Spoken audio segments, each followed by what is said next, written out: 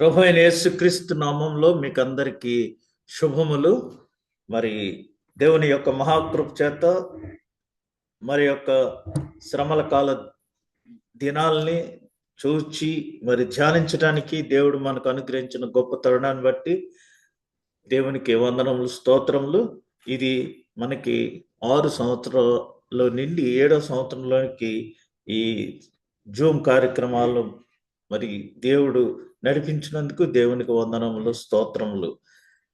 ఈ దినము మరి భస్మ బుధవారము అనగా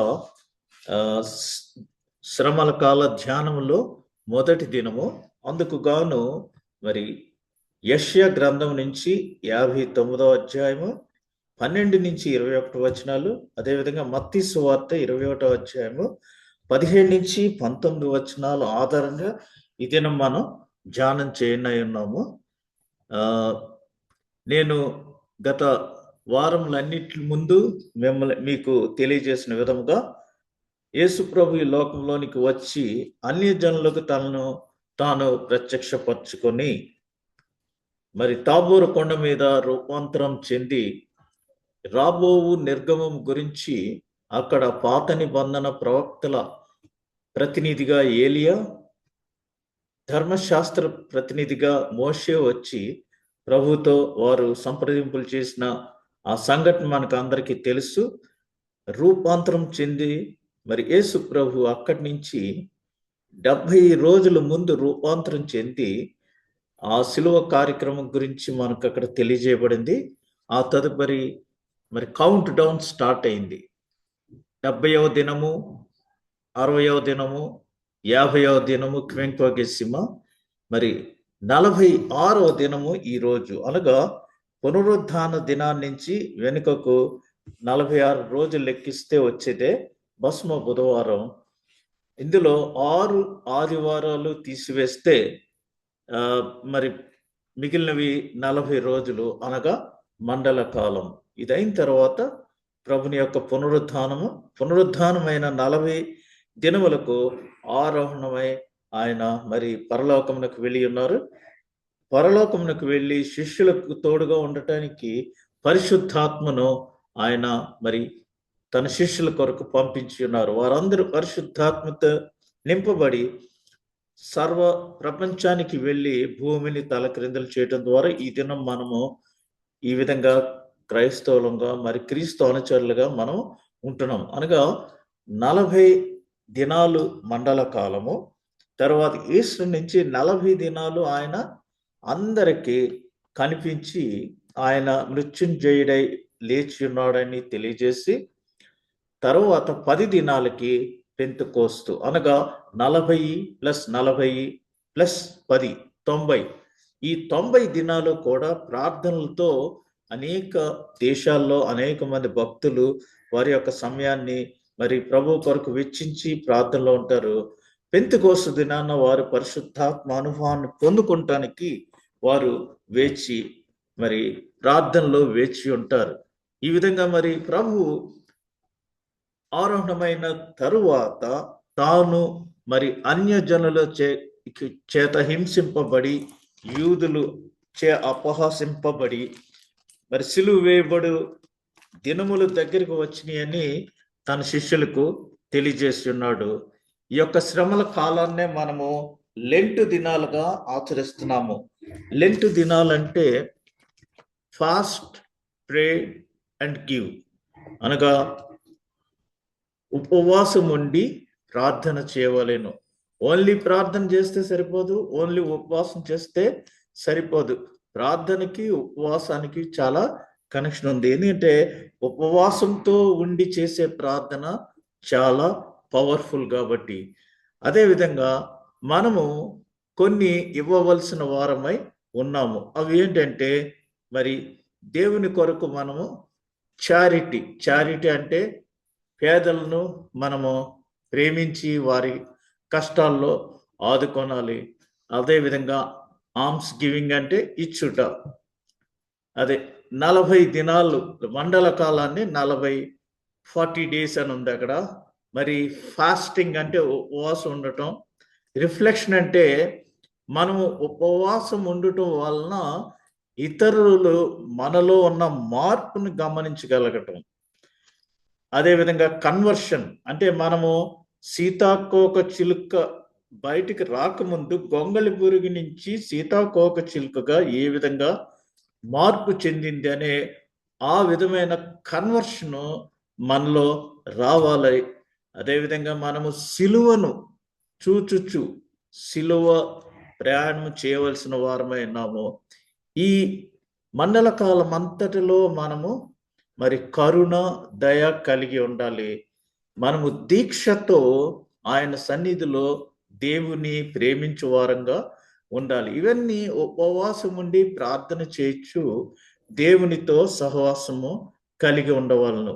ఉపవాసం అంటే అంటే తగ్గించుకొని, వాసం అంటే దేవునితో సహవాసం చేయటం. అప్పుడు మనము దేవునికి ఇష్టలైన వారంగా ఉండి మన జీవితంలో మరి కొంత మార్పన్న వచ్చటానికి అవకాశం ఉంది. ఇక్కడ మనం చూస్తే ఆ బూడిద కనిపిస్తుంది. ఈ లెంటు అనగా ఈ లెంటు దినాలకి సంబంధించి కొన్ని ఆచారాలు ఉన్నాయి. ప్రతి విషయంలోనూ మరి ఆత్మీయ అర్థాలు కొన్ని ఉంటాయి, ఆచరణాత్మక విషయాలు కొన్ని ఉంటాయి. ఈ రెండు క్రోడీకరించి మనము పాటించవలను. ఇది చేస్తే సరిపోతుందని కాదు. మనము ఆత్మీయంగా ఉపవాసం ఉండి ప్రార్థన చేయొచ్చు. సంఘంలో మనకున్న కొన్ని సాధారణ ట్రెడిషన్స్ అవి కూడా మనము పాటిస్తూ ఉండాలి. ఆ ట్రెడిషన్స్లో భాగమే ఈ బూడిద.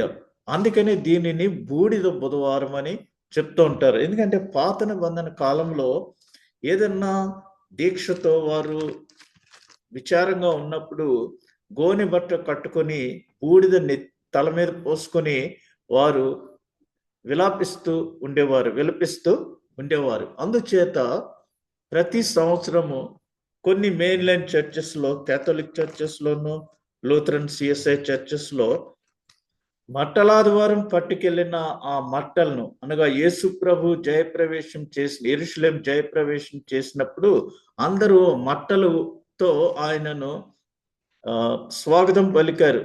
జయము జయము అనేసి ప్రభుని పేరట వచ్చేవాడుకి జయముగాక, హోసన్నా హోసన్నా అని వారు ఆయన్ని ఆహ్వానించారు. అనగా మట్టలు దేనికి గుర్తంటే ఏదైనా రాజు వేరే రాజ్యాన్ని జయించి వచ్చేటప్పుడు మట్టలు ఊపుతూ వెల్కమ్ చేస్తారు. పరలోక రాజ్యంలో కూడా నిత్యము అక్కడ మట్టలు ఊపుతూ మనం ప్రకటన గ్రంథం చదివితే అక్కడ కూడా మట్టల గురించి వ్రాయబడి ఉంది. కాబట్టి మట్టలు విజయానికి గుర్తు. యేసు ప్రభు విజయోత్సాహంతో యెరూషలేం ప్రవేశిస్తున్నప్పుడు ఆ మట్టలు ఊపారు, కింద కూడా పరిచారు, బట్టలు పరిచారు. ఆయన గాడిద మీద యెరూషలేం జయోత్సాహంతో ప్రవేశం చేశారు. అందుకు గుర్తుగాను మనము ప్రతి మట్టలాదివారం రోజున మట్టలు పట్టుకొని దేవుని ఆలయానికి వెళ్తుంటాం. ఆ మట్టలన్నీ సేకరించి వాటిని భద్రపరిచి మరలా వచ్చే సంవత్సరం ఈ లెంటులోని మొదటి దినానికి భస్మ బుధవారం నాటికి వాటిని కాల్చి ఆ బూడిదను మరి తల మీద పోయటం కానీ లేకపోతే నుదుటి మీద రాయటం కానీ ఒక వాడుకగా ఉంది. ఈ బూడిద రాస్తేనే మనం లెంటు ఫాలో అవుతున్నట్టు కాదు. ఇది ఒక ఆచారం అంతే. ఇది మీకు తెలుసుకోవాలని నేను చెప్తున్నాను కానీ ఇది బైబిల్లో బూడిద ఈ విధంగా రాసుకోవాలి అని ఎక్కడ ఉందని ప్రశ్నించటానికి కాదు. మరి ఆ చర్చెస్లో కొన్ని చర్చెస్లో ఈ బూడిదను యాజకుడు ప్రతి ఒక్కరికి నుదుటి మీద ఆ సిలువ గుర్తు వేయటం ద్వారా వారు లెంటును పాటిస్తున్నారు అని మనం అర్థం చేసుకోవచ్చు. మీ వైపు ఎవరైనా అన్యులు నాన్ క్రిస్టియన్స్ ఉంటే వారికి ఈ విధమైన విషయాలన్నీ మీరు తెలియజేయచ్చు. అందుకనే దీనిని బూడిద బుధవారము లేదా యాష్ వెన్స్డే అని చెప్తుంటారు. ఎందుకనగా ఇక్కడ కింద వ్రాయబడి ఉన్నట్టు ప్రకారంగా remember that you are dust and to dust you shall return. Yesu ప్రభు యెహోవా దేవుడు నరుని సృష్టించి మరి అన్ని చేసిన తర్వాత అక్కడ ఏదెను తోటలో ఆదాము చేసిన పాపము ద్వారా ఆ ఏదెను తోటలో నుంచి నెట్టివేయబడుతూ, మరి నీవు పామునేమో, సర్పాన్నేమో నువ్వు పాకుతూ మన్ను తింటావని చెప్పాడు. మరి అవ్వకి ఆదాముకి మీరు కష్టపడి సేద్యం చేసుకుని మీరు తినాలని చెప్పారు. అంతవరకు ఫ్రీగా కూర్చుని వాళ్ళన్నీ ఎంజాయ్ చేస్తారు. అవ్వకేమో నువ్వు ప్రసవ వేదనతో పిల్లల్ని కంటావని చెప్పి, అది నిన్ను మడిమ మీద కొట్టును, నీవు దానిని తల మీద కొడతావు అనేసి దేవుడు ఆజ్ఞాపించి, అప్పుడు ఏం చెప్పారంటే, నీవు మన్ను నుంచి తీయబడ్డావు కాబట్టి తిరిగి మన్ను అయిపోదువు అనేసి ఆదాంతో చెప్పాడు. ఆదాముని ఎక్కడి నుంచి తీశారంటే, మరి మట్టిలోంచి తీసి ఆయనకు మరి నాసిక రంధ్రంలో జీవాన్ని ఊదాడు. అందుచేత నీవు మన్ను నుంచి తీయబడ్డావు కాబట్టి తిరిగి మన్నైపోతావు, డస్ట్ టు డస్ట్. అందుకని ఎవరినన్నా సమాధి చేసినప్పుడు మనం ఆ సమాధి పెట్టు మీద మరి మన్ను జల్లుతాం, అనగా మట్టి చేసి వస్తారు అని చెప్తుంటారు. అది ఎందుకంటే ఇక్కడ మరి దేవుడు చెప్పిన విధంగా మన్ను నుంచి తీయబడ్డావు కాబట్టి మన్ను అయిపోతావు అనేసి ఈ యాష్ వెన్స్డే సందర్భంగా ఈ బూడిదను మనము గుర్తు చేసుకుంటున్నాము. ఇకపోతే మరి శ్రమల కాల దినాల్లో మొట్టమొదటి దినమును భస్మ బుధవారంగా మనము ఆచరించుచున్నాము. అసలు ఈ విధంగా ఆచరించటానికి 40 దినాల మండల కాలంగా ఆచరించటానికి గల కారణాలు ఏంటంటే, ఎవరైనా చనిపోతే వారిని సంవత్సరం వెంబడి సంవత్సరం మనము వారు మరణించిన దినాన్ని మనము గుర్తు చేసుకుంటూ ఉంటాం. నార్మల్గా మొట్టమొదటిసారి అయితే ప్రథమ వర్ధంతి లేదా ఫస్ట్ మెమోరియల్ యానివర్సరీ, ఇలా రకరకాల పేర్లతో మన పితరులు ఎవరన్నా చనిపోతే మొదటి సంవత్సరం వారిని గుర్తు చేసుకుంటూ ఉంటాం. అయితే సంవత్సరానికి ఒక్కసారే మామూలుగా అందరినీ మనము గుర్తు చేసుకుంటూ ఉంటాం.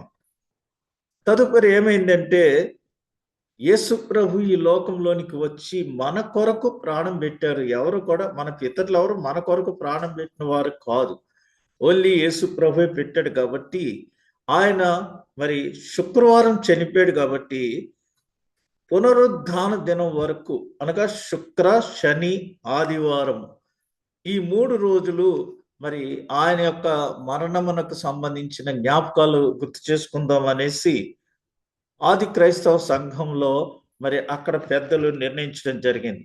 ఆ తదుపరి వారు ఏం చెప్పారంటే, దేవుడు ప్రభు మన కొరకు త్యాగం చేసి తన ప్రాణాన్ని అర్పిస్తే మన సమయం అంతటిలో 10% ఆయన కొరకు మనము మరి గుర్తు చేసుకుంటానికి మనం నిర్ణయించాలి అనేసి 365 రోజులు సంవత్సరానికి కాబట్టి అందులో 10% అనగా దశంభాగం ఇస్తున్నాము మన ధనము.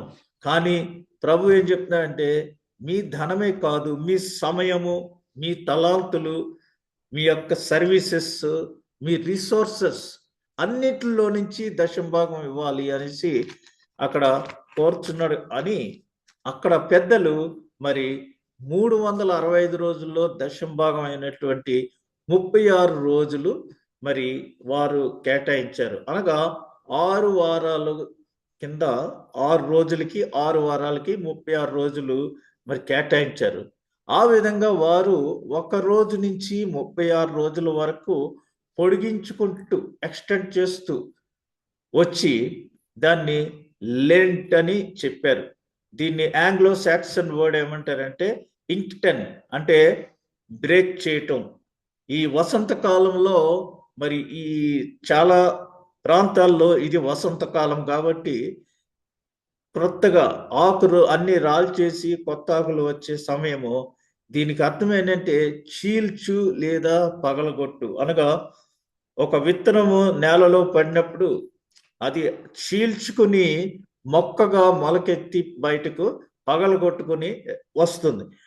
దానిని గుర్తు చేసుకుంటానికి వసంతకాలం, స్టార్ట్ ఆఫ్ స్ప్రింగ్ సీజన్, ఈ సమయాన్ని మనం ఆ విధంగా గుర్తించటం జరిగింది.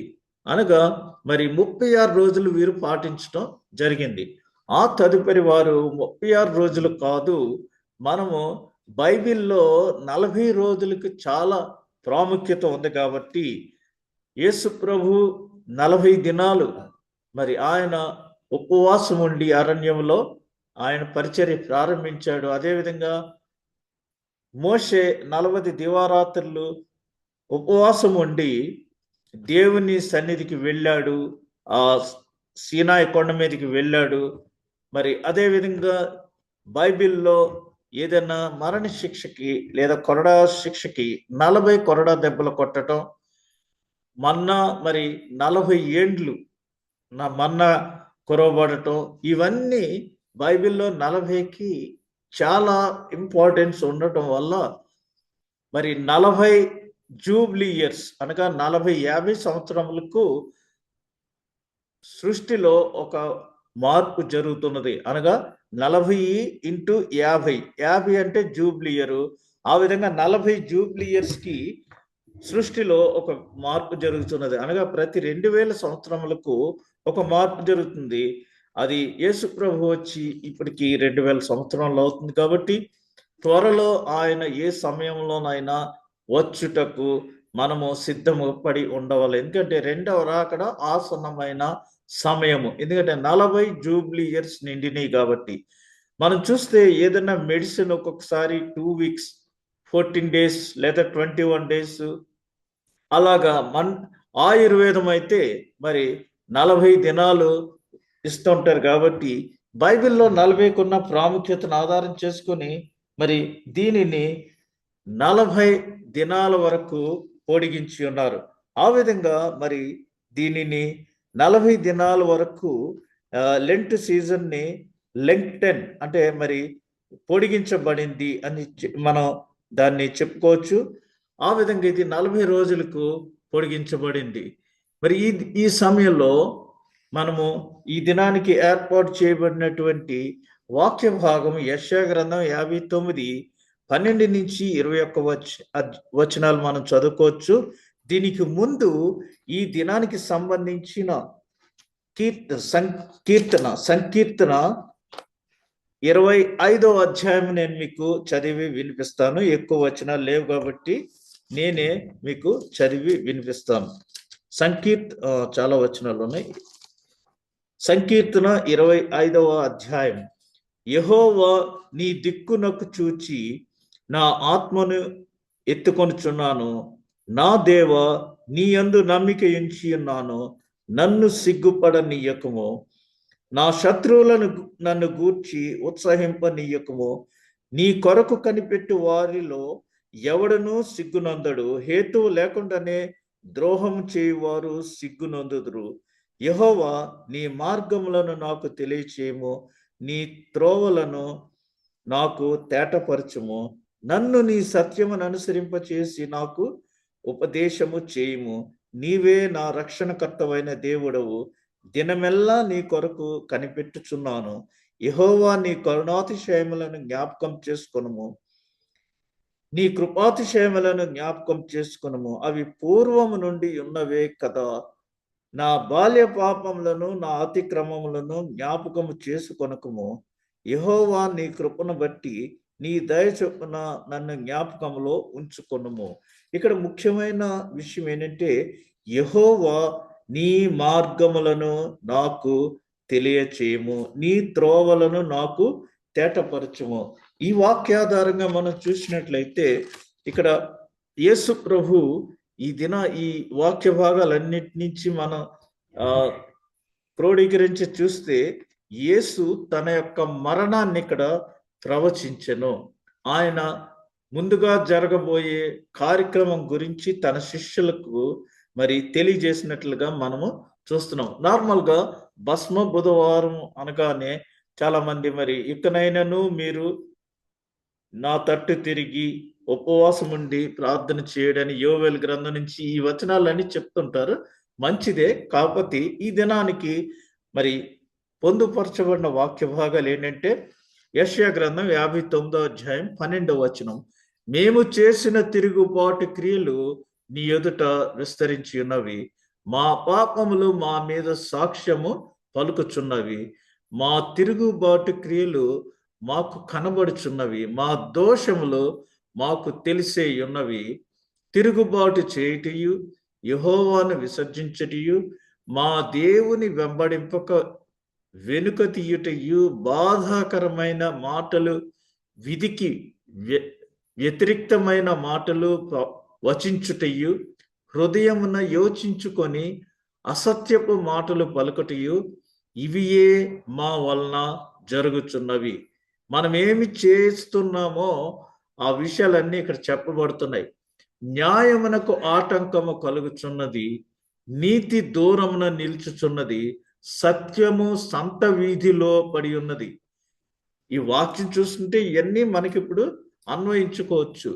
ధర్మము లోపల ప్రవేశింప నేరదు, సత్యము లేకపోయిను చెడుతనము విసర్జించువాడు దోచబడుచున్నాడు. న్యాయము జరగకపోవుట యెహోవా చూచెను, అది ఆయన దృష్టికి ప్రతికూలమై ఉండెను.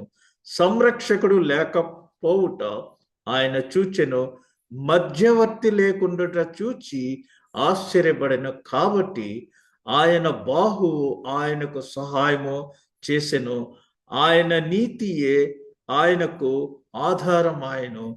నీతిని కవచముగా ఆయన ధరించుకొనెను, రక్షణను తల మీద శిరస్త్రాణముగా ధరించుకొనెను, ప్రతిదండనను వస్త్రముగా వేసుకొనెను, ఆసక్తిని పైవస్త్రముగా ధరించుకొనెను. వారి క్రియలను బట్టి ఆయన ప్రతిదండన చేయును. తన శత్రువులకు రౌద్రము చూపును, తన విరోధులకు ప్రతీకారము చేయును, ద్వీపస్తులకు ప్రతీకారము చేయును. పడమటి దిక్కుననున్న వారు యెహోవా నామమునకు భయపడుదురు, సూర్యోదయ దిక్కుననున్న వారు ఆయన మహిమకు భయపడుదురు. యెహోవా పుట్టించు గాలికి కొట్టుకొని పోవు ప్రవాహ జలముల వలె ఆయన వచ్చును. సియోను నొద్దకును యాకోబులో తిరుగుబాటు చేయుట మాని మళ్ళు కొనిన వారి యొద్దకును విమోచకుడు వచ్చును. ఇదే యెహోవా వాక్కు. నేను వారితో చేయు నిబంధన ఇది, నీ మీదనున్న నా ఆత్మయు, నేను నీ నోట నుంచిన మాటలను నీ నోట నుండి, నీ పిల్లల నుండి, నీ పిల్లల పిల్లల నుండి ఈ కాలము మొదలుకొని ఎల్లప్పుడూ తొలగిపోవు అని యెహోవా సెలవిచ్చుచున్నాడు. ఈ దినం మరి మనం ఈ వాక్య భాగం చూసినట్లయితే ముఖ్యంగా యెహోవా తాను చేయబో క్రియలు మనకు తెలియజేస్తున్నాడు. చూడండి 16వ వచనంలో, సంరక్షకుడు లేకపోవుట ఆయన చూచెను, మధ్యవర్తి లేకుండాట చూచి ఆశ్చర్యపడెను. కాబట్టి ఆయన బాహువు ఆయనకు సహాయం చేసెను, మధ్యవర్తి లేకుండాట చూచి ఆశ్చర్యపడాను. ఇప్పుడు ఆదాముని ఏదైనా తోటలోంచి పంపించారు, ఎందుకంటే దేవునితో సంబంధము లేకపోయింది కాబట్టి దేవునికి మానవునికి ఉన్న సంబంధము తెగిపోయింది, బయటికి పంపించారు. ఇప్పుడు మరి దేవునికి మానవునికి మధ్యవర్తి ఎవరు లేరు. నీవు మన్ను నుంచి తీయబడ్డావు కాబట్టి తిరిగి మన్ను అయిపోదు, డస్ట్ టు డస్ట్ అని చెప్పారు. ఇప్పుడు మరి ఆ విధంగా దేవునికి మానవునికి మధ్యవర్తి లేకుండాట, సంరక్షకుడు లేకపోవట చూచెను, మధ్యవర్తి లేకుండా చూచెనని ఆశ్చర్యపడింది. అందుచేత తన స్వకీయ కుమారుని, దేవుడు మనలందరినీ ప్రేమించి మనం ఇంకనూ పాపంలో ఉండగా ఆయన తన స్వకీయ కుమారుని మన కొరకు రక్షకుడిగా ఈ లోకంలోనికి పంపించాను. దానినే మనము క్రిస్మస్ గా ఆచరిస్తున్నాము. అయితే ఇక్కడ మధ్యవర్తిగా ఆయన మరి తన కుమారుని మన కొరకు పంపించున్నాడు, లైక్ ఎన్ అంబాసిడర్. మరి దేవునికి మనకి మధ్యవర్తిత్వం చేయటానికి ఆయన తన కుమారుని పంపించాడు. అంతేకాకుండా మరి 21వ వచనంలో, నేను వారితో చేయబోవు నిబంధన ఇది, నీ మీదనున్న ఆత్మయు నా నోట నుంచిన మాటలను నీ నోటయు నీ పిల్లల నోటి నుండి, నీ పిల్లల పిల్లల నోటి నుండి ఈ కాలం మొదలుకొని ఎల్లప్పుడూ తొలగిపోవు అని యెహోవా సెలవిచ్చుచున్నాడు. అనగా యెహోవా యెషయా గ్రంథంలోనూ యిర్మీయా గ్రంథంలోనూ తెలియజేసిన విధంగా మీకు మంచి రోజులు రానున్నాయి, నేను మీతో చేసిన నిబంధన నెరవేరు దినములు వచ్చుచున్నవి, మీలో ఉన్న రాతి గుండెను తీసివేసి మాంసపు గుండెను మీకు ఇస్తాను, ఇక మీదట మీ అతిక్రమములు ఏవి కూడా నేను గుర్తు చేసుకోను అని ఆయన యెహెజ్కేలు గ్రంథంలోనూ యిర్మీయా గ్రంథంలోనూ తెలియజేసి ఆయన చేయబోవు నిబంధన ఇక్కడ మనకి మెన్షన్ చేశారు. అనగా యేసు ప్రభు ఈ లోకంలోనికి వచ్చి ఆయన చనిపోయి ముందు రాత్రి ఈ రొట్టెని తీసుకొని తిను, ఇది నా శరీరమై ఉన్నది, ఈ పాత్రలో ఉన్నది పానం చేయడి, ఇది నా రక్తము వలనైన నూతన నిబంధన. సో మరి 430 సంవత్సరములు ఇశ్రాయేలీలు దాస్యంలో ఉన్నప్పుడు వారి మొర ఆలకించి దేవుడు మోషే నాయకత్వంలో వారిని విడుదల చేస్తూ వారితో ఒక నిబంధన చేశాడు. అదే పస్కా పండుగ. ఆ పస్కా పండుగలో ఏడాది దోషము లేని మగ గొర్రె పిల్లను వధించి దానిని కాల్చి పులియని రొట్టెలతో మరి చేదు కూరలు నంజుకొనుచు నడుముకు దట్టి కట్టుకొని నిలబడి కర్ర పట్టుకుని చెప్పులు ధరించి తినవలెను త్వరపడుచు. ఎందుకంటే దేవుడు వారిని విడిపించిన విధానాన్ని గుర్తు చేసుకుంటానికి ఇది మీరు తరతరములు చేయండి అని చెప్పారు. అందులో చేదు ద్రాక్ష రసం వారు సేవించవలేను. ఇక్కడ నేను అక్కడ మరి వారిని విడిపించి సీనాయి కొండ దగ్గర వారికి ఒక ధర్మశాస్త్రాన్ని అనుగ్రహించాడు. అయితే తర్వాత మరి ఆయన ప్రవక్తల ద్వారా అవి నేను రివైజ్ చేయబోతున్నాను, ధర్మశాస్త్ర శిక్ష మీ మీద లేకుండా మీ తప్పులు నేను ఇంకెప్పుడు గుర్తు చేసుకోను, కాబట్టి నేను వారితో చేయబో నిబంధన ఇది అనేసి మనకి యేసు ద్వారా చేయబోయే నూతన నిబంధన గురించి తెలియజేస్తున్నారు. అందుకనే యేసు తన మరణాన్ని గురించి ఇక్కడ ప్రవచించాడు. ఈ దినం మనం గుర్తు చేసుకోవాల్సింది ఏంటంటే యేసు ప్రభు యొక్క మరణాన్ని, అనగా హీస్ ఫోర్కాస్టింగ్ హిస్ డెత్. లూకాస్ సువార్త పాఠంగా మత్తయి సువార్త 20వ అధ్యాయము 17వ వచనంలో యేసు యెరూషలేమునకు వెళ్ళనై ఉన్నప్పుడు ఆయన 12 మంది శిష్యులను ఏకాంతముగా తీసుకొని పోయి మార్గమందు వారితో ఇట్లనెను. ఈ రోజులో మనం చూస్తే ఒక బాస్ తన అనుచరులకి అన్ని విషయాలు చెప్పరు, కానీ ఇక్కడ యేసు ప్రభు తన శిష్యుల్ని తన స్నేహితులుగా, యోహాను సువార్తలో 15వ అధ్యాయంలో ఉంది, ఇక మీదట మీరు నా దాసులు కాదు, నేను మిమ్మల్ని స్నేహితులుగా పిలుచుచున్నాను అని చెప్పి ఉన్నాడు. కాబట్టి ఇక్కడ ఆయన 12 మంది శిష్యుల్ని ఏకముగా తీసుకొని పోయి ఏకాంతంగా మార్గమందు వారితో ఇట్లనెను, ఇదిగో మనము యెరూషలేమునకు వెళ్ళుచున్నాము, అక్కడ మనుష్య కుమారుడు ప్రధాన యాజకులకును శాస్త్రులకును అప్పగించబడును, వారు ఆయనకు మరణ శిక్ష విధించి ఆయనను అపహసించుటకును కొరడాలతో కొట్టుటకును సిలువ వేయుటకును అన్యజనులకు ఆయనను అప్పగింతురు, 3వ దినమున ఆయన మరలా లేచును. కాబట్టి ఏమి జరగబోతుందో అనేది తన శిష్యులకు ఆయన పూర్తిగా తెలియజేస్తున్నారు. అందుకని ఈ దినం మన యొక్క టైటిల్, ఈ యొక్క ధ్యానం మొత్తానికి సారాంశం ఏంటంటే యేసు తన మరణాన్ని గురించి ముందుగా ప్రవచించను. మనం మన ఇంట్లో పనిచేసే వాళ్ళతోటి మేము పలానా ప్రదేశానికి వెళ్తున్నాము, ఇంత టైం పడుతుంది, ఇవన్నీ కొంతమంది చెప్తారు, అందరూ చెప్పరు. ఏంటంటే వారు ఏం చేస్తున్నారు, ఎవరికి కూడా షేర్ చేయరు. ఇక్కడ యేసు ప్రభు తన శిష్యులతో మనం ఇప్పుడు యెరూషలేం వెళ్తున్నాము, అక్కడ నన్ను సిలువ వేస్తారు అన్యజనులు అని ఆయన వారితో తెలియజేస్తున్నారు. అందుచేత మరి తాను మరణానికి సిద్ధపడి మరణించబోతున్నాడు అనేసి ఆయన ప్రవచించి తన శిష్యులకు తెలియజేసి ఉన్నాడు. కాబట్టి ఈ మండల కాలం అంతట్లో కూడా మనము శిలువ వైపు మన దృష్టి సారించి యేసు ఏ విధంగా శ్రమలను అనుభవించారో ఆ విధంగా మనము కూడా ఆయన శ్రమలలో పాలి భాగస్థులం అవ్వటానికి మనము ఈ 40 దినాలు ఒక ప్రత్యేక రీతిలో దేవునితో సహవాసం చేయాలని మరి దేవుడు ఆశించుచున్నాడు మనల్ని. అంతేగాని ఇన్సిస్ట్ చేయటం లేదు. బైబిల్లో ఎక్కడా కూడా ఉపవాసం చేయమని రాయబడలేదు.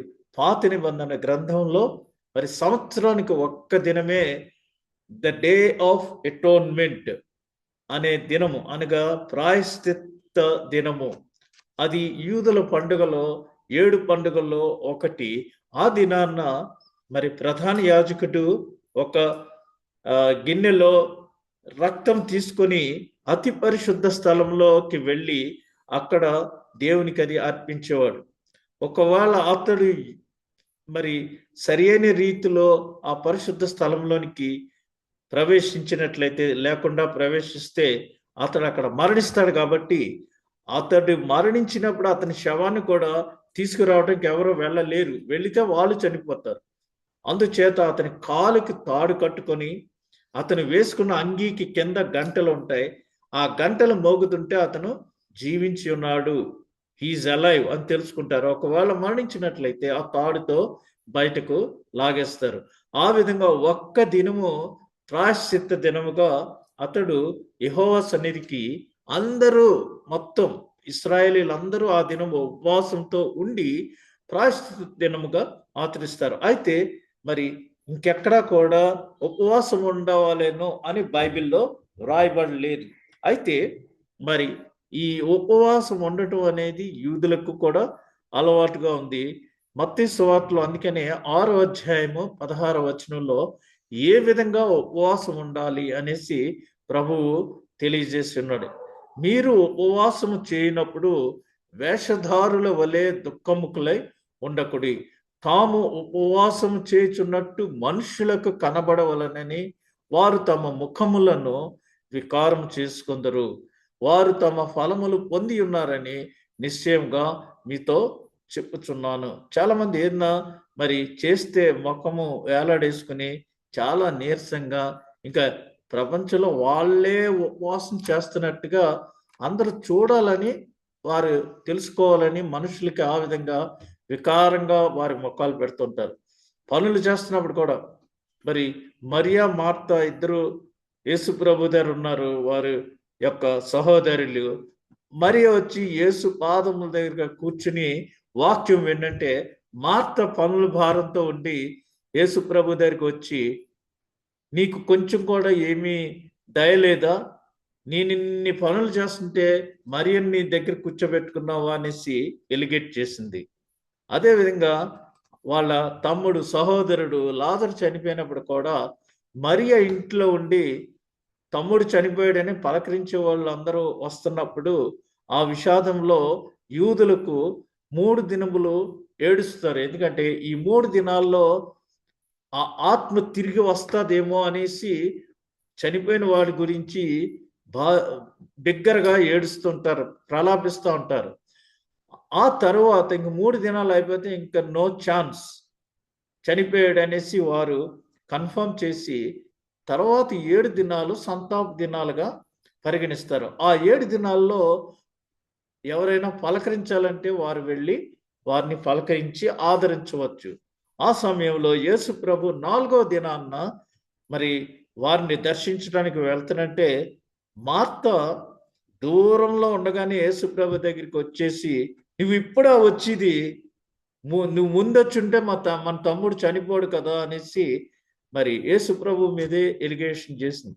ఆ విధంగా మరి కొన్నిసార్లు మనం కూడా, నీకేమీ దయలేదా, నేను ఇంత కష్టపడి పని చేసినప్పుడు అది రికగ్నైజ్ చేస్తారు అందరూ. కానీ మనము చూడాలనేసి కొంతమంది ఎక్స్పెక్ట్ చేస్తూ ఉంటారు. ఆ విధంగా ఉపవాసం చేసేవారు ప్రజలందరూ వారిని చూచి, అయ్యో ఈడు ఉపవాసం చేసేస్తున్నాడు అనేసి మరి పిటి, ఒక రకమైన వారి ఎల్ల దయ కలిగి ఉండాలని ఎక్స్పెక్ట్ చేయటం అనేది రాంగ్. కాబట్టి ఉపవాసం చేయుచున్నట్లు మనుషులకు కనబడవలనని కాక రహస్యమందున్న నీ తండ్రికే కనబడవలనని నీవు ఉపవాసం చేయనప్పుడు నీ తల అంటుకొని నీ ముఖము కడుగుకొనుము. ఒక సిస్టమేటిక్ వేలో మనల్ని మనం పరిశుభ్రపరచుకొని తల అంటుకొని చక్కగా స్నానం చేసి లేదా ముఖము కడుక్కొని మరి దేవుని సన్నిధిలో పరిశుద్ధంగా మనము ఉండి ఉపవాసము చేయవలెను. అప్పుడు రహస్యమందు చూచుచున్న నీ తండ్రి నీకు ప్రతిఫలమిచ్చును. భూమి మీద మీ కొరకు ధనమును కూర్చుకొనవద్దు. ఇక్కడ చిమ్మెటయు తుప్పును తినివేయును, దొంగలు కన్నము వేసి దొంగలిదరు. పరలోకమందు మీ కొరకు ధనమును కూర్చుకొనుడి. అచ్చట చిమ్మెటి అయినను తుప్పైనను దానిని తినివేయదు, దొంగలు కన్నము వేసి దొంగిలరు. నీ ధనం ఎక్కడుండునో అక్కడనే నీ హృదయము ఉండును. చాలామంది మరి ఏం చేస్తుంటారంటే భూమి మీద మీ కొరకు ధనము కూర్చుకొనవద్దు అంటే, ఈ దినం మనం చూస్తే రాజకీయ నాయకులు, డబ్బులు ఉన్న వాళ్ళందరూ కూడా రహస్యంగా స్విస్ బ్యాంకులో అనేకమైన కోట్లాను కోట్లు ధనము అక్కడ దాచుకుంటున్నారు. అయితే ఏదో ఒక రోజున ఇవన్నీ కూడా చిమ్మెటియు తుప్పును తినివేయును. ఎలా అంటే మీరు ఎవరైనా ఎక్స్పర్ట్స్ని కన్సల్ట్ చేయండి. మీ యొక్క ధనము ఎక్కడైనా ఒక బ్యాంకులో పెడితే ఒక్కొక్కసారి మీరు ఎంత ధనం పెట్టినా సరే అక్కడ ఏమైనా తేడా జరిగితే 10 లక్షల కంటే మీకు ఎక్కువ ఇవ్వరు. ఒకవేళ మీరు 1 కోటి రూపాయలు దాచిన బ్యాంకులో ఏమైనా ప్రాబ్లం వచ్చినప్పుడు మీకు మ్యాక్సిమం 10 లక్షల కంటే ఇవ్వరు అని కొంతమంది ఎక్స్పర్ట్స్ చెప్తూ నేను విన్నాను. అయితే మరి మీరు ఎవరికైనా దానం చేసేటప్పుడు రహస్యమందున్న నీ తండ్రికే తెలియాలి. ఇక్కడ చూడండి, మీరు అందరికీ కనబడవలనే అన్ని చేయొద్దు. ఉపవాసం చేసేటప్పుడు మీరు ఉపవాసం చేస్తున్నట్టు అందరికి కనబడవలనని మీరు చేయొద్దు. మీ తండ్రికి ఒక్కడికే అది తెలియవలను. ఆ విధంగా మీ ఉపవాసం ఉండాలి. అంతేగాని అందరికీ తెలిసేటట్టుగా పబ్లిసిటీ చేసుకోకూడదు. అదేవిధంగా మీరు ఎవరికైనా సహాయం చేసేటప్పుడు కుడి చేత్తో చేసేది ఎడమ చేత్తోకి తెలియకోకుండా చేయవలెను. ఎందుకంటే అది పరలోకమందున మీ తండ్రి చూస్తాడు. దానికి ఇవ్వవలసిన రివార్డు ఆయన ఇస్తాడు. రహస్యమందు చూచుచున్న నీ తండ్రి నీకు ప్రతిఫలం ఇచ్చిన. అంతేగాని ఇక్కడ మనం ఫలానాది ఇచ్చామని చర్చిలో అనౌన్స్మెంట్ చేయమంటారు. అది అనౌన్స్ చేయకపోతే రా బయటికి నీ సంగతి చెప్తాననేసి అక్కడి నుంచే చెయ్యేలా చెప్తా ఉంటారు. ఆ సెక్రటరీ కానీ దానికి ఈ ఫలానా ఆవిడి ఇంత ధనము ఇచ్చింది అని చెప్పకపోతే ఆవిడికి చాలా కోపం, వార్నింగ్ ఇస్తారు అక్కడే సెక్రటరీకి. అలా కాదు, మనము చేసే దానము ఇతరులకు తెలియకూడదు. మీరు చేసే దానము భార్యకి తెలియనక్కర్లేదు, భార్య చేసే దానము భర్తకు కూడా తెలియనవసరం లేదు. ఎందుకంటే ఎవరి రక్షణ వారిది, ఇది దేవునికి నీకు సంబంధించినది. అందుకనే నీ ధనం ఎక్కడుండునో నీ హృదయం అక్కడ. ఎప్పుడు కూడా ధనం మీదే ఉంటుంది. ఒక్కొక్కసారి మనం హడావిడిగా చర్చికి తయారై టైం అయిపోయిందని గబగబ వెళ్ళిపోతుంటాం. ఇంట్లో ఏదో మర్చిపోతాం, సేఫ్ తాళం వేయటం మర్చిపోతాం. గబుక్కుని కొంతమంది అయితే బీరువాలోంచి నగలు తీసుకుని ఆ బీరువా వేయకోకుండా వెళ్ళిపోతారు. కొన్ని నగలు ఇక్కడ ఉంటాయి. అక్కడ ప్రసంగం జరుగుతుంటే, అమ్మో నేను బీరువా తాళమే లేదే, నా నగలు ఏమైపోతాయని. అంటే నీ ధనం ఎక్కడుంటే నీ కాన్సన్ట్రేషన్ అక్కడ ఉంటుంది. నీ కాన్సన్ట్రేషన్ ప్రసంగం మీద ఉండదు, నీ హృదయం అక్కడే ఉంటుంది. ఆ విధంగా కాకుండా మరి దేవుని చిత్తాన్ని గమనించే వారంగా మనము ఉండాలి. ఇక్కడ ఉపవాసం గురించి ప్రభు మరొక విషయం మనకి తెలియజేస్తున్నారు. అది యెషయా గ్రంథము 58వ అధ్యాయం. ఈ శ్రమల కాలానికి సంబంధించి మరి ఇక్కడ యెషయా ప్రవక్త ముందుగానే కొన్ని విషయాలు మనకి తెలియజేసి ఉన్నారు. అది 53వ అధ్యాయంలో మనకుంది. అతడు దౌర్జన్యము నొందెను. దీనికంటే ముందు మనమందరము గొర్రెల వలె త్రోవ తప్పితిమి, సైడ్ అయిపోయాం. మనం ఉండవలసిన రీతిలో ఉండకోకుండా మనము దారి తప్పి ఉన్నాము. అంతేకాకుండా మనలో ప్రతి వాడు తనకిష్టమైన త్రోవకు తొలగెను. యెహోవా మన అందరి దోషములను అతని మీద మోపెను. మీ దోషాలన్నీ ధర్మశాస్త్ర సంబంధమైన శిక్షకు మీరు విధికి లోనవ్వకుండా మనల్ని తప్పించటానికి, మనల్ని ప్రేమించి ఆయన తన స్వకీయ కుమారుని ఈ లోకంలోనికి పంపించారు. పంపించిన దానికి ఆయన మరి ఎందు నిమిత్తమైతే పంపించున్నారో మనందరి దోషములు అతని మీద మోపెను. అతడు దౌర్జన్యము నొందెను, బాధింపబడినను అతడు నోరు తెరవలేదు. వదకు తేబడు గొర్రె పిల్లయు బొచ్చు కత్తిరించు వాని ఎదుట గొర్రెయు మౌనముగా ఉండినట్లు అతడు నోరు తెరవలేదు. అన్యాయపు తీర్పు పొందిన వాడై అతడు కొనిపోబడెను గనుక అతడు నా జనుల అతిక్రమములను బట్టి మొత్తబడెను కదా. మన అందరి దోషముల నిమిత్తమై ఆయన సిలువలో మరి మొత్తబడ్డారు, అనగా నిందింపబడ్డాడు, బాధింపబడ్డాడు. అందుచేత మనము సిలువ ధ్యానములు చేసేటప్పుడు సిలువ శక్తి పొందుకుంటానికి బాప్తిస్మం ఇచ్చినప్పుడు ఏం చెప్తారంటే, క్రీస్తు రాకడ పర్యంతము సిలువ శక్తి కలిగి ఈ లోకంలో ఉన్న దుష్ట శక్తులన్నిటినీ ఎదిరించడానికి, సాతాను వాటి క్రియలను ఎదిరించటానికి నీ మీద సిలువ గుర్తు వేస్తున్నాను అని యాజకుడు ఒక సిలువ గుర్తు వేస్తాడు. ఎందుకంటే సిలువ శక్తి, ఆ శక్తిని నువ్వు కలిగి ఉండి ఈ సాతాను శక్తులన్నిటినీ ఎదిరించు అని చెప్తుంటాడు. అందుచేత మరి ఈ మండల కాలం అంతా చాలా మంది ఉపవాసం ఉండి ఎంతో దీక్షతో ప్రార్థనలు చేస్తుంటారు. అయితే అవన్నీ దేవునికి ఇష్టమా కాదా అని ఒక చిన్న క్లారిటీ ఇక్కడ ప్రభు ఈ యెషయా గ్రంథంలో మనకి తెలియజేస్తున్నాడు. ఎలా అంటే యెషయా గ్రంథం 58వ అధ్యాయము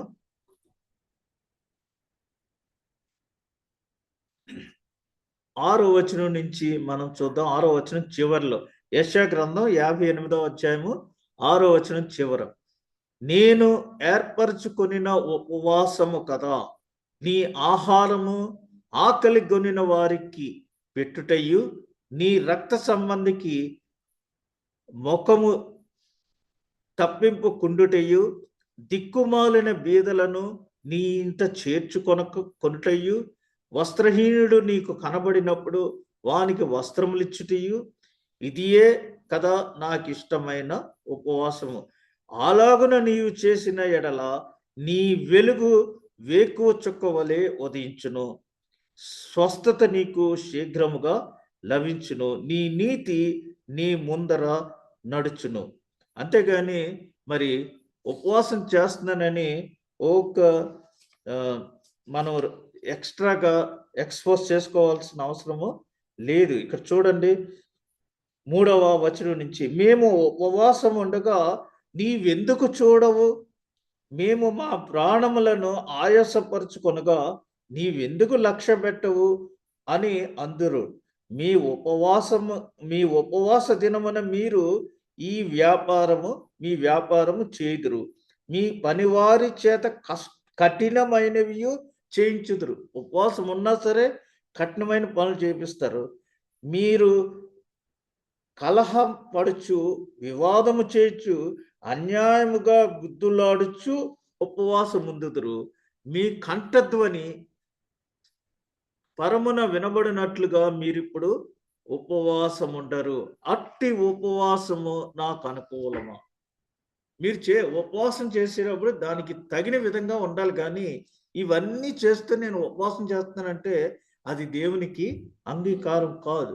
దేవుడు ఏం చెప్తున్నాడంటే, ఎవరైనా ఆకలి కొని ఉంటే, వస్త్రహీనుడు ఉంటే వారికి వస్త్రములు ఇచ్చి ఇవన్నీ చేస్తే అది నాకు అనుకూలమైన ఉపవాసం. అంతేగాని మీరు అన్నం తినడం మానేశారు, నేను ఏమి తీసుకుంటలేదు, నీ కోసం ఉపవాసం ఉంటున్నావు అంటే అది నువ్వు ఊరికినే గొప్పగా ఇతరులకు కనిపించేటట్టుగా చాలా మంది గొప్పలు చెప్పుకుంటూ ఉంటారు, నేను ఎలాగా అలాగా అని, సెల్ఫ్ బోస్టింగ్. ఆ విధమైనవి దేవుడు అడగట్లేదు. అందుకే మత్తయి సువార్త 25వ అధ్యాయంలో 31వ వచనం నుంచి ఏముంది, యేసు ప్రభు తిరిగి వచ్చినప్పుడు మేకలను గొర్రెలను వేరు చేస్తాడు. మరి గొర్రెలన్నీ ఈ పక్కన ఉన్నాయి, మేకలు మరొక పక్కన ఉన్నాయి. అక్కడ ఏం చెప్తున్నారు? మీరు తండ్రి చేత ఆశీర్వదించబడిన జనులారా అని చెప్తున్నారు. నేను ఆకలి గనుక మీరు నాకు ఆహారం పెట్టారు. అంటే వీరు అంటున్నారు, ప్రభు మేమెప్పుడు నీకు ఆహారం పెట్టామంటే, మీరు దిక్కులేని పిల్లల్ని ఆదరించారు, చాలా మందికి భోజనాలు పెట్టారు, కాబట్టి అవన్నీ నాకు పెట్టినట్టు మీరు దీవించబడ్డారని చెప్తారు. కాబట్టి ఉపవాసం చేయటం అంటే భోజనం మానేయటమే కాదు. ఉపవాసం చేయటం అంటే ఈ మంచి కార్యాలు చేయటమే దేవునికి ఇష్టమైన ఉపవాసం. దేవునికి ఇష్టం కాని ఉపవాసం మనం చేసినా దానివల్ల ఏమీ ఉపయోగం లేదు. పేరుకి మనం ఉపవాసం చేసేస్తున్నామని ఏదో డైటింగ్ చేసినట్టు లెక్క వస్తుంది. అందుచేత మనం ఉపవాసం చేసేటప్పుడు చాలా జాగ్రత్తగా చేయాలి. ఉపవాసం అంటే బైబిల్‌లో ఎక్కడ కూడా ఉపవాసం చేయమని వ్రాయలేదు. అయితే ఉపవాసం అంటే తగ్గించుకొని దేవునితో సహవాసం చేయటం. ఉపవాసం అంటే తిండి మానేయటమని కాదు దాని అర్థం. మీరు రోజు 3 పూటలు భోంచేస్తుంటే, ఒక పూట తగ్గించుకుంటం కూడా ఉపవాసమే. లేదా మీరు రోజు చేసే పనుల్లో కొన్ని పనులు మానేయటం కూడా ఉపవాసమే. సిగరెట్లు తాగేవాళ్ళు సిగరెట్లు మానేయటం ఉపవాసం. మందు తాగేవాళ్ళు మందు తాగటం మానేయటం ఉపవాసం. ఈ విధంగా మరి మనము చేసే పనులు, సినిమాలు చూసేవాళ్ళు ఈ 40 రోజులు సినిమాలు చూడటం మానేయటం కూడా దేవుని కొరకు ఉపవాసం ఉన్నట్టు లెక్క. అంతేగాని భోజనం మానేస్తేనే ఉపవాసం ఉన్నట్టు లెక్క కాదు. అయితే ఈ విధంగా 40 దినాలు చేయటం వల్ల ఏదైనా మందు గాని, ఆయుర్వేదం గాని 40 దినాలు చేయటం వల్ల దాని అర్థం ఏంటంటే, ఆ 40 దినాలు అయ్యేటప్పటికి వానిలో ఒక రకమైన మార్పు వస్తుంది. ఆ మందులు వాడటం వల్ల గాని, ఆ అలవాట్ల వల్ల గాని, వాని శరీరంలో, వాని యొక్క ప్రవర్తనలో ఒక రకమైన మార్పు వస్తుంది. అటువంటి మార్పు ఈ మండల కాలంలో మనం అందరం పొందుకోవాలని దేవుడు మనల్నందరినీ ఆశించుచున్నాడు. ఎందుకంటే ఒక సంఘంలో ఒకతను సాక్ష్యం చెప్పింది ఏంటంటే, మండల కాలంలో నేను చాలామంది జనవరి 1న తిరుపతి కొండ మీదకెళ్ళి ఈ సంవత్సరం అంతా నేను మందు మానేస్తానని అక్కడ మొక్కుకుంటారు. అయితే 10 రోజులు అయ్యేటప్పటికి మళ్ళీ వెనక్కి వెళ్ళిపోతుంటారు. అయితే ఈ మండల కాలంలో కొంతమంది కొన్ని నిర్ణయాలు తీసుకుంటా ఉంటారు. బసం బుధవారం ప్రారంభించి నేను ఒక చైన్ స్మోకరు ఏం చెప్పాడంటే, ఈ మండల కాలం అయ్యే వరకు నేను సిగరెట్ తాగను అని మానేశాడు. ఆ తర్వాత పునరుద్ధాన పండుగ అయిపోయిన తర్వాత అతను సిగరెట్లు తాగొచ్చు ఇక. అతని నిర్ణయం అయిపోయింది. అయితే ఈ 40 దినాలు మానేసినోడిని నేను ఈ సంవత్సరం అంతా ఎందుకు మానలేను అని ఆ సంవత్సరం వరకు పొడిగించుకున్నాడు. ఓ సంవత్సరం అంతా నేను ఏమీ తాగలేదు. నేను ఇంకెప్పుడు తాగను. నాకు కంట్రోల్ వచ్చేసింది అనేసి ఆ విధంగా అతను శాశ్వతంగా సిగరెట్ తాగటం మానేశాడు. ఈ విధంగా మన యొక్క అలవాట్లను మార్చుకుంటానికి మనలను మనము స్వపరీక్ష చేసుకొని సంవత్సరం వెంబడి సంవత్సరం ఈ 40 దినాలు మనం చెక్ పాయింట్‌గా అనగా బీపీ, షుగర్ ఇయన్నీ ఎలా ఉన్నాయో ప్రతి 3 నెలలకి, 6 నెలలకి డాక్టర్ దగ్గరికెళ్తున్నాం. అయితే మన ఆత్మీయ పరిస్థితి ఏ విధంగా ఉందంటానికి ఈ 40 దినాలు మనము దేవునితో దగ్గరగా సహవాసం చేసి ఆత్మీయ దీవెనలు మన ఆత్మీయంగా ఎదగటానికి ఇదొక మంచి సమయం. ఒక్కొక్కసారి కొన్ని రోజులకి బ్రేక్ ఇస్తూ ఉంటాం మనం. కన్‌స్ట్రక్షన్‌లో కూడా మరి కన్‌స్ట్రక్షన్ జాయింట్ అంటారు. అనగా 10 మీటర్ల కంటే ఎక్కువుంటే అక్కడితోటి ఆపి, అక్కడ బ్రేక్ ఇచ్చి, జాయింట్ ఇచ్చి అక్కడి నుంచి మరలా ప్రారంభిస్తూ ఉంటారు. కాబట్టి సంవత్సరంలో 40 దినాలు ఇది మనకి ఒక బ్రేక్. మనము చేసే ఆహార అలవాట్లు, పనిపాట్ల నుంచి కొంత వేరు చేసుకొని మనము దేవునితో దగ్గరగా సహవాసం చేయటానికి ప్రత్యేకంగా ఈ మండల కాలము మన కొరకు ఏర్పరిచి ఉన్నారు. ఈ మండల కాలంలో మన ఆత్మీయ లెవెల్ దేవునితో ఏ విధంగా ఉన్నదనేది చెక్ చేసుకుంటానికి ఇదొక మంచి తరుణం. ఎందుకంటే ఏది చూసినా సరే కొంతకాలం వాడేటప్పటికి పాడైపోతుంటది. ఇక మన దోషాలు ఎంతలో ఉన్నాయని మనం పరీక్షించుకోవటానికి ఇదొక చెక్ మీటర్ అన్నమాట. అందుచేత మనము ఈ మండల కాలంలో సిలువ వైపు మన దృష్టిని సారించి ఆ సిలువ శక్తిని పొందుకుంటానికి మనమందరము వాక్యముతో బలంగా ఉండాలి. ఎందుకంటే ఉపవాసం ఎందుకు చేస్తున్నామంటే ఏదన్నా వేడి చేస్తేనే గాని లొంగదు లోహం అయితే. సమ్మెటలో వేసి కంసాలి దాన్ని బాగా వేడి చేసి కొట్టినప్పుడు అందులో ఉన్న మలినం అంతా బయటికి వెళ్ళిపోద్ది. వాడు ఆమ్లంలో వేసినప్పుడు అందులో ఉన్న కాపర్ అంతా బయటికి వెళ్ళిపోయి బంగారం అంటే 22 క్యారెట్, సువర్ణం అంటే 24 క్యారెట్లు. స్వచ్ఛమైన బంగారాన్ని సువర్ణం అంటారు. కాబట్టి మనము బంగారం నుంచి సువర్ణంలాని ఈ మండల కాలంలో మారవలనని దేవుడు మనల్ని అందరినీ ఆశించుచున్నాడు. కాబట్టి మనము ఈ 40 దినాలు ఒక ప్రత్యేక రీతిలో దేవునితో సహవాసం చేయాలని ఆశించుచున్నాడు. అందుచేత మన పాపముల క్షమాపణ కొరకు ప్రాయశ్చిత్తం పడి, అనగా దేవుని సన్నిధిలో మనం ప్రాకులాడి ప్రాయశ్చిత్తం పొందుచు, మనస్తాపం చెందుచు, మనం చేసిన పనుల నిమిత్తమై పశ్చాత్తాపంతో మనస్తాపం చెందుచు, తగ్గించుకొని అంటే తగ్గించుకొని దేవునికి దగ్గర అవటం, అదే ఉపవాసం. సహవాసం, దేవునితో సహవాసం చేయుటకై మనము ప్రార్థన చేయవలను. కేవలం ఉపవాసం చేసేసి ప్రార్థన మర్చిపోకూడదు. కేవలం ప్రార్థనే కాదు, ఉపవాసం ఉండి వాక్యము చదువుచు, ప్రార్థన చేయొచ్చు, ఇతరులకు సహాయం చేయొచ్చు, మనలో ఉండకూడని విషయాలన్నింటినీ తీసివేసి మనలను మనం పరిశుభ్రపరచుకుంటానికి ఇది ఒక ప్రత్యేక సమయం. కాబట్టి ఆ విధంగా మనము చేయటానికి దేవుడు ఈ 40 దినాల్ని మన కొరకు, మరి ఈ 40 దినాల్లో దేవుడు మనలను ఈ విధంగా సులువ శక్తితో ఉండాలనేసి మరి కోరుచున్నాడు. ఆ విధంగా చేయటానికి మనమందరము మరి ప్రయత్నించాలని మరొకసారి నేను మిమ్మల్ని అందరినీ కోరుచు ఈ కొద్ది మాటలను, ఈ మండల కాలం అంతా మనకందరకు ఆశీర్వాదకరంగా ఉండాలని నేను మిమ్మల్ని అందరినీ హెచ్చరించుచున్నాను. దేవుడు